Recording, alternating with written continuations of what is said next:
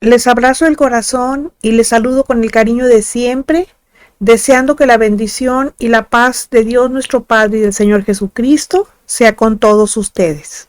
Hoy respondemos como hijos de Dios o como hijos del diablo. Siempre he pensado que es una maravilla que para quienes nos gusta leer exista una gran variedad de libros cuyos temas pueden sernos de mucha influencia. Hay diversos géneros literarios, por ejemplo, la novela y la poesía, que en mi caso es lo que más disfruto, pero también los hay didácticos. Dentro de ellos están los educativos, están los formativos, están los pedagógicos, pero también los hay lúdicos, y esos son divertidos, traen juegos, son recreativos, sobre todo los que están dirigidos a la infancia. Algunos son muy buenos, pero hay uno que es una pequeña biblioteca de 66 libros que los cristianos debemos y tenemos que leer diariamente. Ese libro se llama Biblia. Este es el libro que contiene la palabra de Dios. Es su palabra dictada de su boca, además es salida de su corazón y ha sido escrita para sus hijos. Obviamente, para conocer lo que Dios quiere que sepamos de Él y todo lo grande que es, tenemos que leerla a diario. ¿Por qué? Romanos 8:14 nos dice, porque todos los que son guiados por el Espíritu de Dios, estos son hijos de Dios. Se está refiriendo al nuevo hombre. Y esto tiene sentido porque Dios no empuja a sus ovejas, las guía. Cuando nuestro Señor hablaba de la seguridad y protección de sus ovejas, dejó bien claro que no eran forzadas y tampoco eran obligadas a hacer su voluntad o la del Padre, sino que eran guiadas. Juan 10:27 nos dice, mis ovejas oyen mi voz y yo las conozco. O dice, y las empujo. Porque no dice eso. Dice, y me siguen. ¿Sí? O sea, sus ovejas, oímos su voz, Él nos conoce y nosotros lo seguimos. Sus ovejas están seguras y están protegidas. ¿Por qué? Porque siguen a Cristo. Y lo siguen porque conocen su voz, porque la han oído a través de la lectura. La saben distinguir, son guiadas por el Espíritu de Dios. Uno de los propósitos por el cual el Espíritu Santo fue enviado es para cambiar nuestra naturaleza pecaminosa de manera que lleguemos a parecernos a Dios.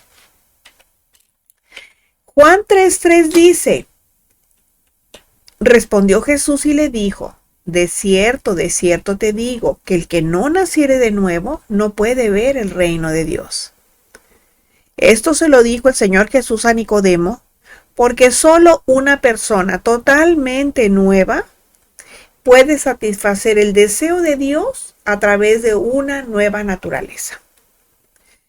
Cuando el Espíritu Santo viene a vivir en nosotros, va produciendo cambios de lo que éramos sin Él a lo que ahora Él es en nosotros. De tal manera que los cristianos consagrados no debemos parecernos al mundo en nada. Nosotros debemos pensar, debemos sentir y actuar como un verdadero hijo de Dios.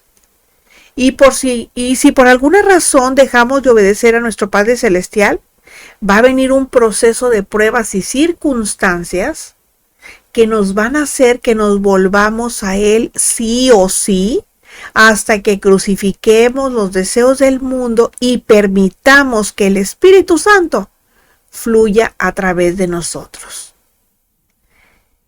¿Por qué? Pues porque miren lo que dice Primera de Juan 3:8, dice, el que practica el pecado es del diablo, porque el diablo peca desde el principio. Para esto apareció el Hijo de Dios, para deshacer las obras del diablo. Aquí Juan fue muy claro en afirmar que el que practica el pecado es del diablo. Nosotros tenemos que reconocer que el diablo es el origen y responsable de que la maldad y el pecado se hayan introducido en el mundo. Él fue el que condujo a nuestros primeros padres a la desobediencia.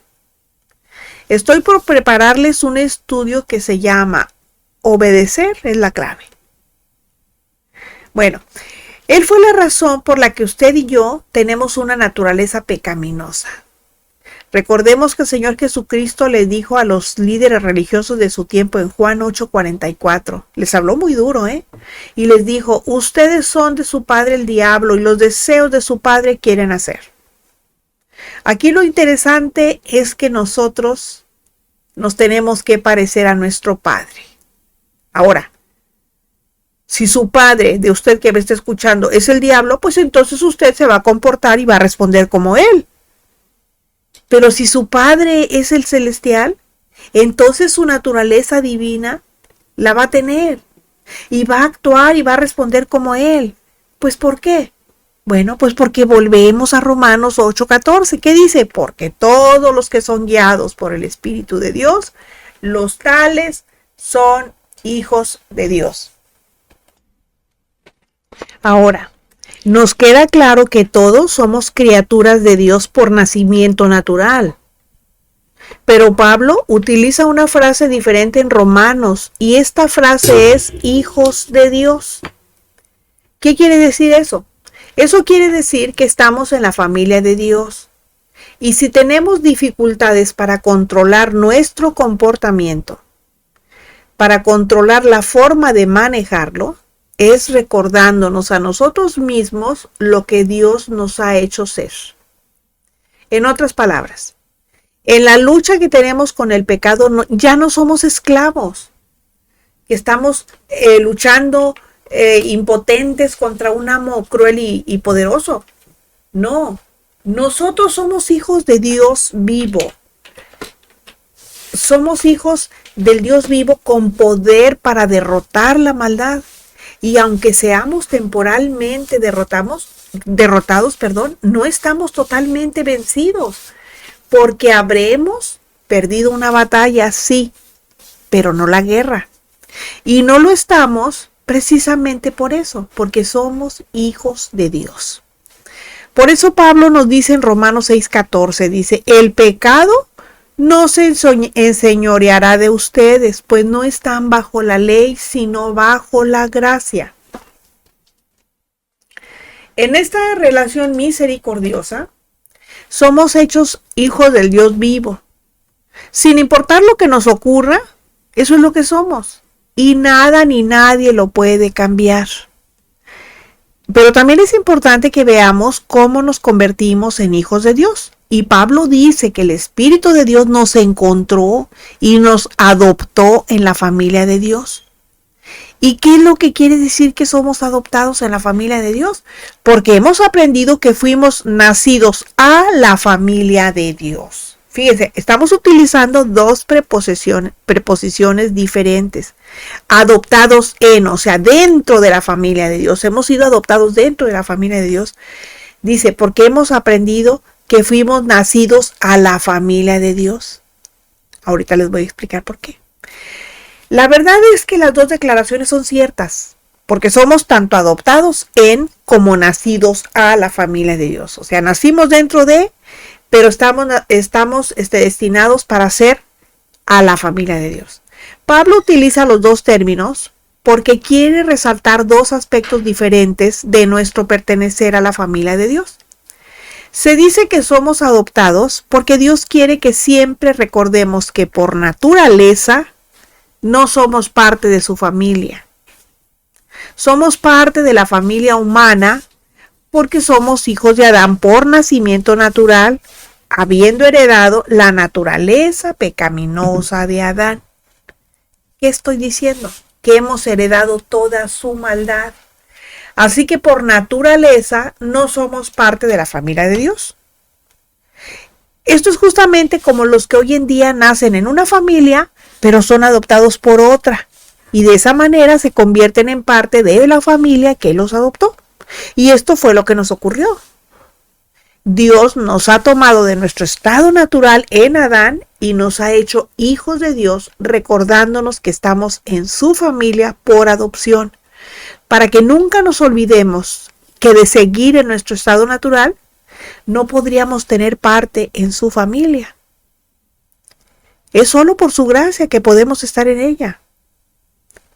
Pero también es cierto que una vez que hemos sido adoptados porque Dios es Dios, no solo nos ha hecho legalmente sus hijos, sino que nos hace tomar parte de su naturaleza divina al haber nacido a la familia de Dios, por haber entrado a su familia. Segunda de Pedro 1, 3 y 4 dice, como todas las cosas que pertenecen a la vida y a la piedad, nos han sido dadas por su divino poder mediante el conocimiento de aquel que nos llamó por su gloria y excelencia, por medio de las cuales nos ha dado preciosas y grandísimas promesas para que por ellas llegaseis a ser partícipes de la naturaleza divina, habiendo huido de la corrupción que hay en el mundo a causa de la concupiscencia. Esta es la manera en que Pedro lo explica. Así que somos tan parte de la familia de Dios por la gracia de Dios como si hubiésemos sido originalmente nacidos a ella. No hay nada más maravilloso que recordar este hecho. Si somos cristianos, somos hijos del Dios vivo, adoptados y nacidos a su familia. Y nos ama, nos protege, nos provee, nos oye, también nos reclama y nos reconoce abiertamente. Por eso lo que el mundo ofrece es temporal, porque está bajo el maligno. Dice primera de Juan 5, 19, sabemos que somos de Dios y el mundo entero está bajo el maligno. Y el maligno no solo imita lo legítimo que Dios da solamente para sus hijos, que son quienes le han recibido verdaderamente en su corazón.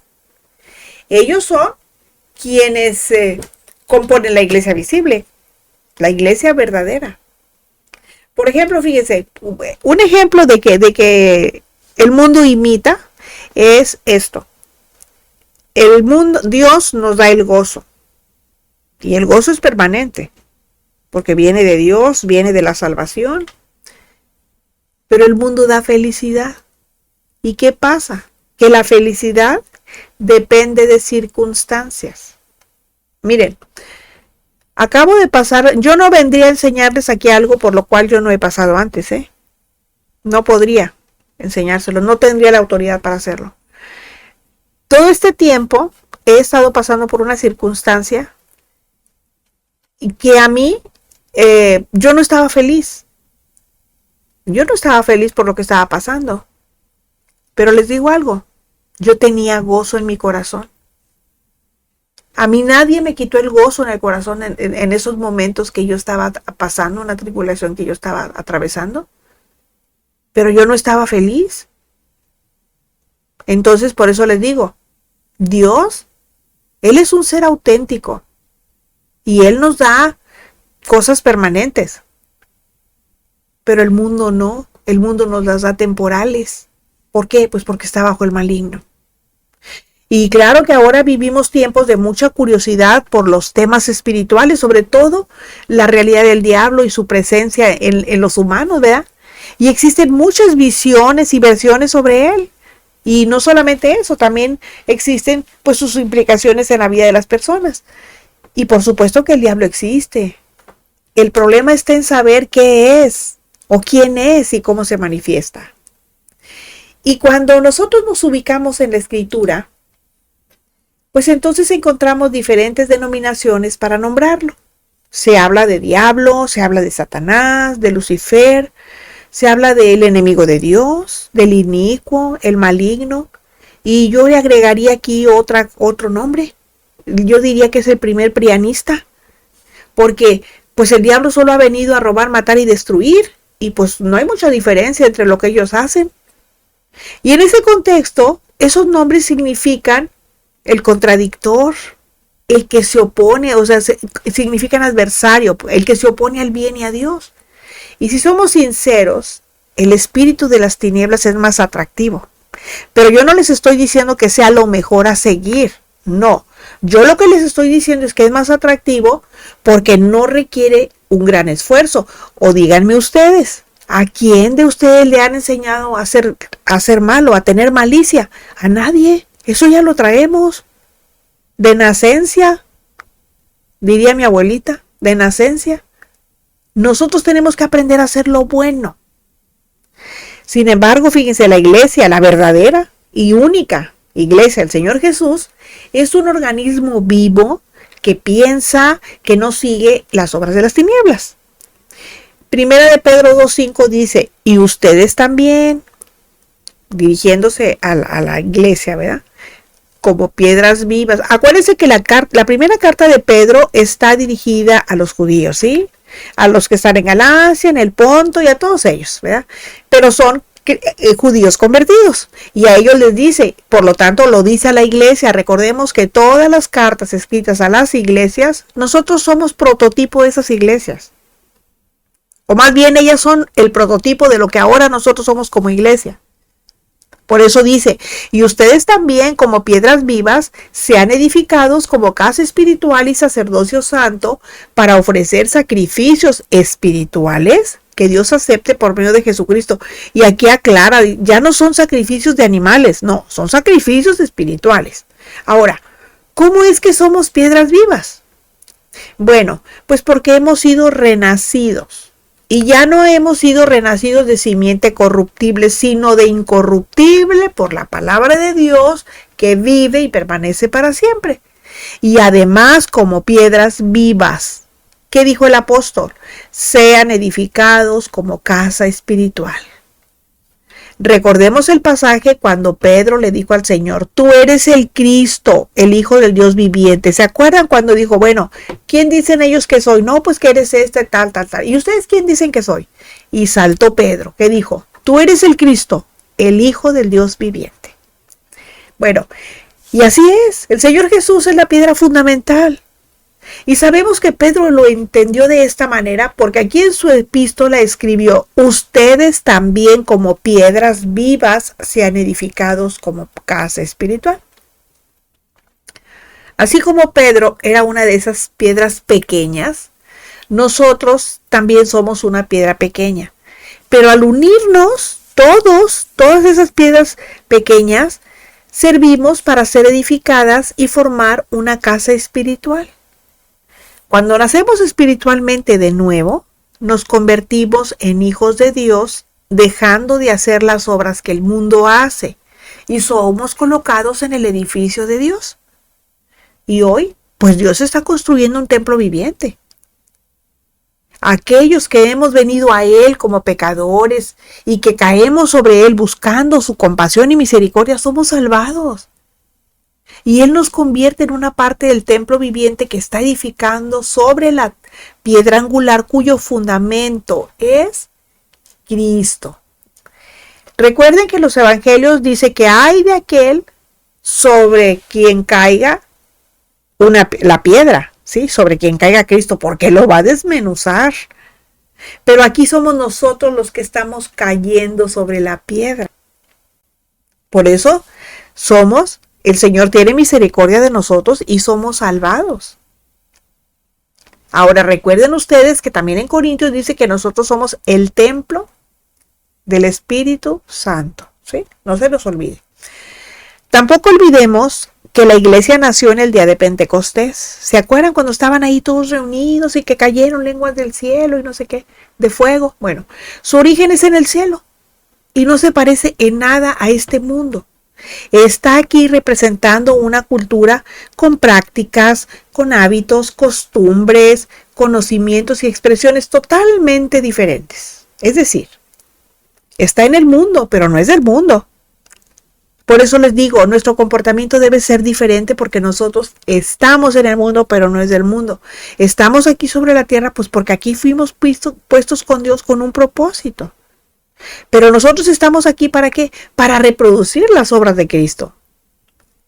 Jesús dijo en Juan 14:12 en su parte A, dice, el que cree en mí hará también las obras que yo hago. Miren, nosotros somos la iglesia cuando nos juntamos en su nombre y la plenitud de Cristo. Es decir, su carácter, sus pensamientos y propósitos se manifiestan en y a través de los que la componemos. Cuando nosotros nos ponemos a estudiar como grupo, somos la iglesia. Estamos en una casa, sí, la casa no es la iglesia. La casa es un lugar donde nos reunimos para estudiar la palabra. La iglesia somos nosotros. Miren, la idea de iglesia se ha distorsionado tantísimo como ustedes no se imaginan. A ver, díganme, ¿de qué sirve que esté una persona allá al frente en el púlpito? Hable y hable y hable sin que les dé derecho de opinar, de réplica, ni de mucho menos debatir sobre algún tema. Que no es para pelear la palabra, obviamente no, es para aprender, para ponerla en práctica y eso. Pero nos quedamos con muchas dudas. Sin embargo, la iglesia primitiva no era así. La iglesia primitiva se reunían ¿para qué? Para estudiar la palabra, se reunían para orar, se reunían también para compartir el pan y la sal, se reunían también para compartir con los hermanos, con aquellos que les hacían falta algunas cosas y ellos les proveían. Ese era el propósito de la iglesia.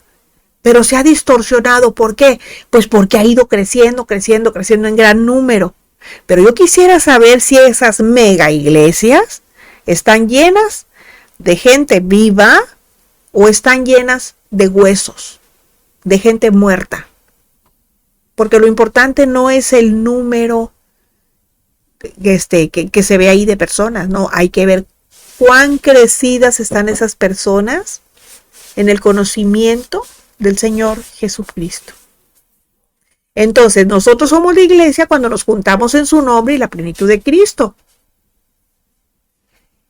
Y cuando su carácter, sus pensamientos y sus propósitos se manifiestan en y a través de los que la componemos. Nadie duda del poder y majestad del Señor a la diestra del Padre. No obstante, uno de los propósitos esenciales de Jesús para su iglesia es que sea una demostración viva de cómo quiere Dios que vivamos como sus hijos. Miren, muchas veces el mundo se confunde porque hay personas que dicen ser miembros de la iglesia, pero no demuestran la naturaleza de Cristo.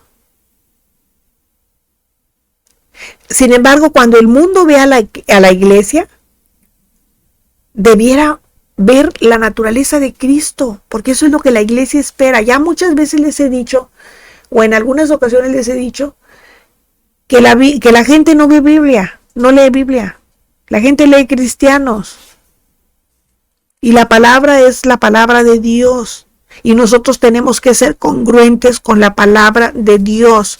Porque miren, no hay ninguna diferencia en un pecador declarado y consumado, que sabemos que si no se arrepiente va a ir al infierno.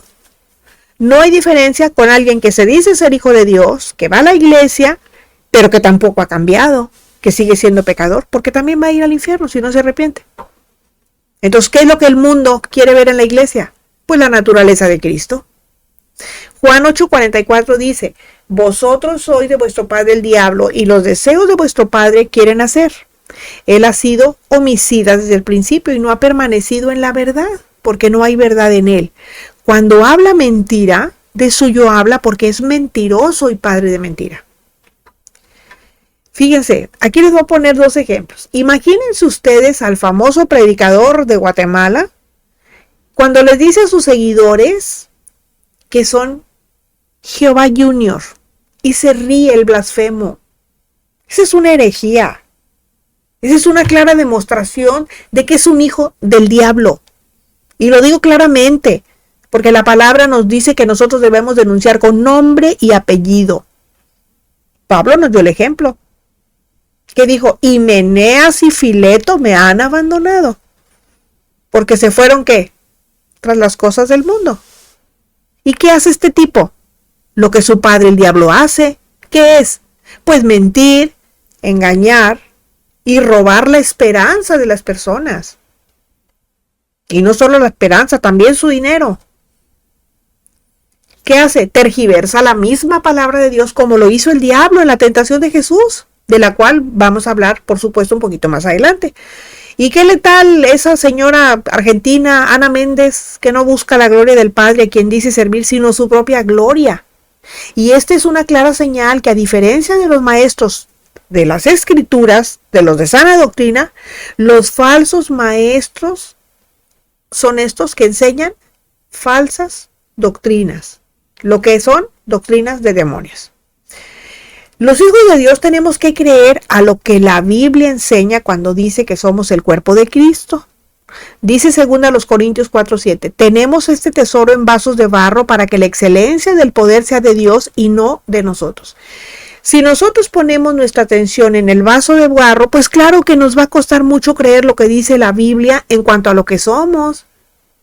¿Por qué? Pues porque nuestro cuerpo es carne y hueso, somos emociones, somos sentimientos, como todos los seres humanos. Pero como hijos de Dios tenemos algo que solo la iglesia tiene. O como iglesia tenemos algo que solo los hijos de Dios tienen. ¿Qué es eso? Tenemos el Espíritu Santo y por él somos como Jesús cuando caminó por las aldeas de Galilea. Sabemos que el origen de Jesús no era de este mundo, pero tampoco lo es el de la iglesia. Jesús fue engendrado por el Espíritu, también la iglesia cuando nació de nuevo. Jesús recibió el sello del Espíritu Santo como hijo de Dios, también la iglesia cuando creyó en su sacrificio. Acuérdense que el ministerio de Jesús terminó cuando él ascendió a los cielos y en su lugar, ¿quién quedó? El Espíritu Santo.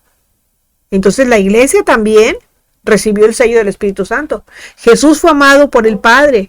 La iglesia también es amada por el Padre.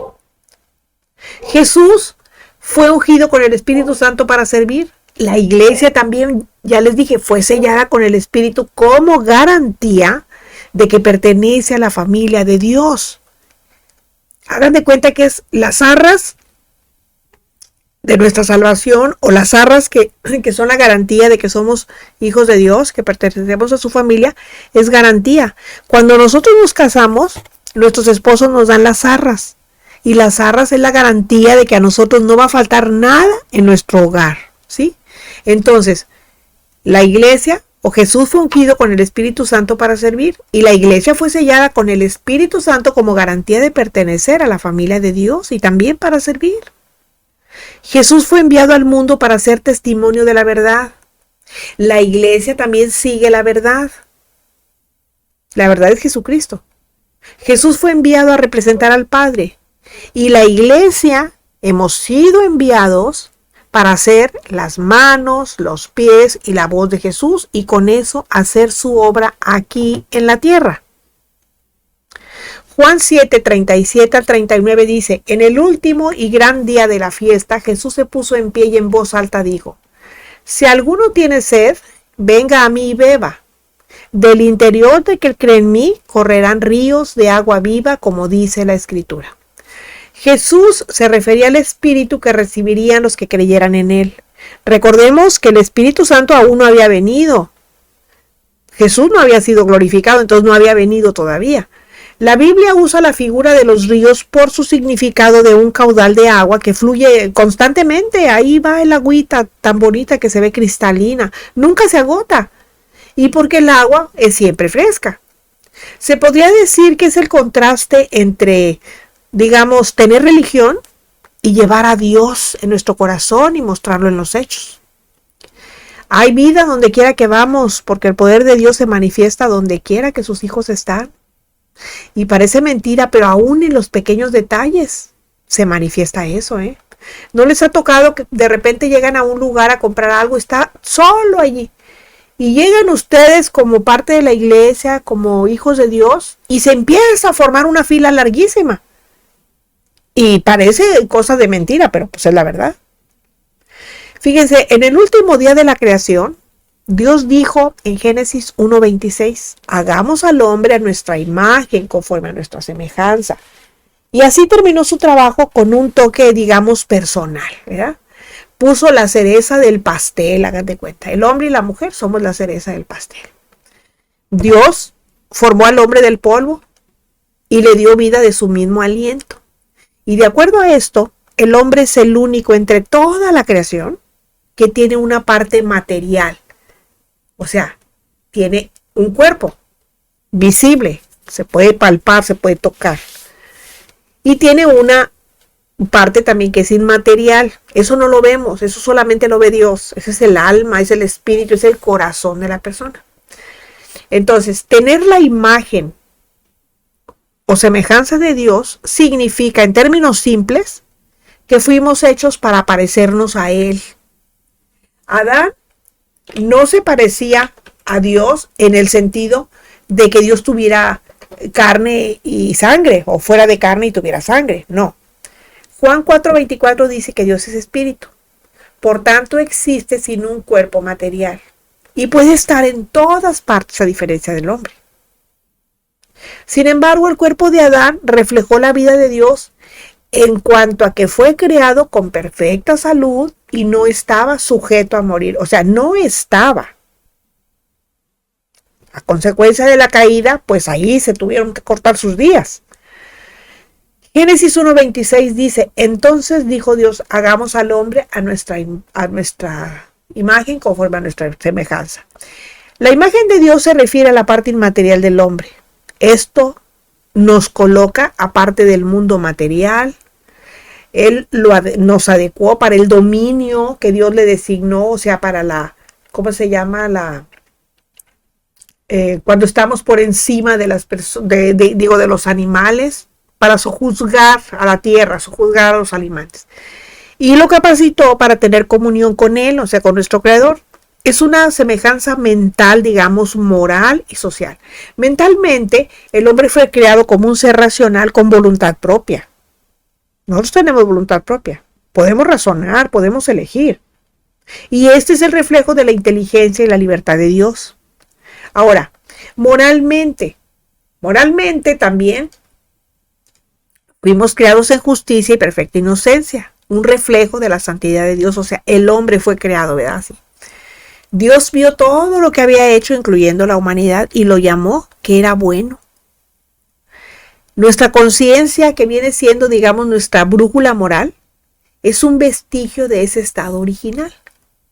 Cada vez que alguien escribe una ley, se aleja del mal, alaba la buena conducta o se siente culpable, pues está confirmando el hecho de que estamos hechos a imagen y semejanza de Dios. Socialmente, también el hombre fue creado para tener compañerismo. Dios no nos creó para que fuéramos ermitaños. Si Él hubiera querido eso, nos pone en el pináculo del cerro. Sin embargo, nos puso en una comunidad. Esto refleja la Trinidad de Dios y su amor. Porque dice Génesis 2:18, dice, no es bueno que el hombre esté solo. En el Edén, fíjense, la primera relación que tuvo el hombre fue con Dios. Por eso yo aquí no estoy hablando que el parecido de los hijos de Dios con su padre, con nuestro padre, es físico. Estoy hablando de los atributos espirituales que nos ha revelado para que seamos como Él, siendo aptos para tener comunión con nuestro Creador, siendo luz, siendo rectos, siendo justos, santos, amorosos y misericordiosos. Porque todo lo que somos Él lo ha hecho. Todo lo que tenemos Él nos lo ha dado. Y no hay mayor privilegio que parecernos a Él. Es por eso que si todos hemos nacido de nuevo, me refiero a todos los que están escuchando ahorita, a todos los que van a tener contacto con este estudio. Si Dios entró en nuestro corazón, pues quiere decir que el Señor quiere que lo representemos en nuestro hogar, en nuestro trabajo, en la escuela y donde quiera que andemos.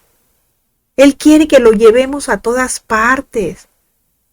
Pero no solamente que lo llevemos así como llevamos un bolso, no. Él quiere que le permitamos influenciar a todos los que nos rodean. ¿Y cómo va a ser eso? A través de nuestro testimonio. Nosotros como iglesia estamos destinados a reinar con Cristo, pero no será con gente que manifieste atributos del hombre muerto para Dios. Para ello nosotros tenemos el ejemplo de Jesús, que lleno del Espíritu Santo fue llevado al desierto por 40 días por el mismo Espíritu. ¿Y qué dice la Escritura? que era tentado por el diablo. Fíjese, el estudio se llama ¿Cómo respondemos? ¿Verdad? Ahí se llama. Bueno. ¿Respondemos como hijos de Dios o como hijos del diablo? Ya vimos cómo responden los hijos del diablo, que buscan la gloria de Dios. Y les puse los ejemplos de Cash Luna y de Ana Méndez. Ahora estamos viendo cómo responde un hijo de Dios, ¿sí? Cuando es tentado. Nosotros no debemos deducir que Jesús no estaba lleno del Espíritu Santo, solo que ahora lo estaba de una manera inusual. Es más, podemos decir que Jesús vivió su vida y llevó a cabo su ministerio como un hombre lleno del Espíritu Santo. A veces pensamos que las tentaciones de Jesús no eran reales porque no eran como las nuestras. Pero a pesar que nunca hubo nada pecaminoso en su vida, en muchos sentidos sus tentaciones eran más reales y más graves que las de nosotros. Otra cosa es que para nosotros la tentación cede cuando caemos en ella. Pero ¿saben qué? Jesús nunca cedió. Se fijan, aquí estamos utilizando la palabra nunca. Y nunca, les enseñé la semana pasada, que es una palabra absoluta. Solamente Jesús y el Padre, el Espíritu Santo, son dignos de llevar esa palabra, la palabra nunca. Nosotros no, porque depende de las circunstancias todo. Para ellos no. Siempre, siempre, nunca es nunca y jamás es jamás.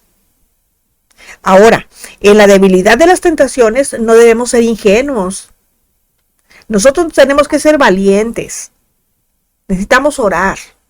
La oración viene además como una enseñanza primordial en nuestro manual de vida. Y es esencial. Y es práctica contra las tentaciones. La Biblia enseña que la tentación existe desde el inicio de la creación. Y sabemos por la Escritura que Satanás es astuto. Y al transformarse en serpiente como en el Edén, era el más astuto para engañar porque esa es su especialidad. No olvidemos que Jesús le llama el padre de mentira, padre del engaño, porque es un mentiroso. Sabe cómo engañar, sabe cómo estafar a la gente. Y con su astucia, pues hace sentir bien a cualquiera porque, como les he dicho siempre, no nos va a tentar con algo que no nos guste. Siempre nos va a dar por nuestro lado. ¿Y con eso qué va a lograr? Que las personas se confíen y que pianito las acorrala y las va a llevar a donde él quiere. Cuando el diablo engaña a una persona, lo hace con pensamientos o con palabras sutiles, pero al final muestra el verdadero rostro. Aquí el punto es cómo respondemos los hijos de Dios. Si con la palabra de nuestro Padre Celestial, como lo hizo el Señor Jesús cuando fue tentado en el desierto, o como lo hacen los hijos del diablo. Por eso es muy importante, ya lo dije en el estudio anterior, que tatuemos la palabra de Dios en el corazón para no ser como Eva, que ante la tentación que el diablo le presentó y que al principio parecía buena, pensaba que se habría transformado en alguien que podía ser igual a Dios. ¿Y sabe qué estaba haciendo? Cometiendo el pecado de idolatría. Y como le gustó la idea, pues siguió hablando con Satanás. Pero todo terminó mal. Y de aquí sacamos como enseñanza que cuando viene la tentación no debemos rumiarlo, no debemos platicarlo, no debemos pensar ni siquiera la posibilidad de caer en ella. Génesis 3:7 dice, entonces fueron abiertos los ojos de ambos y conocieron que estaban desnudos. Entonces cosieron hojas de higuera y se hicieron delantales. Yo estoy dando por hecho que quienes están escuchando conocen la palabra de Dios. Por eso no les pongo pasajes muy grandes porque quiero que aprendan más. Al fin y al cabo la palabra de Dios ahí la tienen como quiera. Pueden ustedes leer el contexto de lo que acabamos de leer ahorita. Aquí la cuestión que quiero enseñar es que el diablo es traicionero. El diablo es muy mal pagador. Es un estafador. Él promete todo, pero acuérdense que el que mucho promete, poco cumple. Pero deja desnudo a quien le cree. También es cierto que Jesús terminó desnudo, pero por otra causa. Él terminó desnudo en la cruz por obediencia al Padre, es decir, él siguió otro camino. Él obedeció al Padre. Eva no. Adán no, ellos lo desobedecieron. Por otro lado, todos sabemos lo que son las tentaciones y lo sabemos porque las tenemos. Aquí ninguno me va a decir que nunca ha sido tentado porque me estaría mintiendo. Yo no lo digo, yo lo acepto. Muchas veces he sido tentada y he tenido luchas. Pero ¿saben qué? Tengo a mi Aarón por un lado que me ubica y me dice, déjale las cosas a Dios, Él se encarga de todo. Nosotros no somos jueces, tú no tienes que, deja. El Señor no nos va a dejar avergonzados. Y tiene razón. Y saben que las tentaciones comienzan de a poquito, comienzan en pláticas, precisamente como le pasó a Eva, que se sentía segura con la serpiente que le dijo que no era verdad, que le iba a hacer mal comer del fruto prohibido. Pero la iglesia hoy no debe de ser ingenua, por no decir tonta. La iglesia de hoy debemos tener los ojos y los oídos bien abiertos y también tener voz fuerte para clamar por ayuda al Dios Todopoderoso, porque sola la iglesia no puede. Si no es así, vamos a tratar de escondernos del Señor. ¿Y saben por qué? Porque caer en la tentación nos lleva a escondernos lejos de Dios. Pero es precisamente en este punto que debemos pedir perdón. Por eso la enseñanza es que frente a la tentación no se dialoga, se ora y se resiste al diablo. Esto es ser valiente y esforzado. Esto es ganar la lucha frente a la tentación, porque si le damos cabida, pues vamos a terminar vencidos, vamos a terminar derrotados y entonces sí vamos a perder la guerra. Romanos 8:31 dice, ¿qué pues diremos a esto? Si Dios es por nosotros, ¿quién contra nosotros? De aquí el deseo de que el Señor nos dé la gracia y pelee por nosotros. Y si somos engañados por nuestra debilidad, que en la tentación nos dé la valentía de levantarnos y seguir hacia adelante, porque por esto ha venido Jesús. Y Él está no solamente en nosotros, sino que también está con nosotros y todavía va más allá, está por nosotros en la lucha diaria.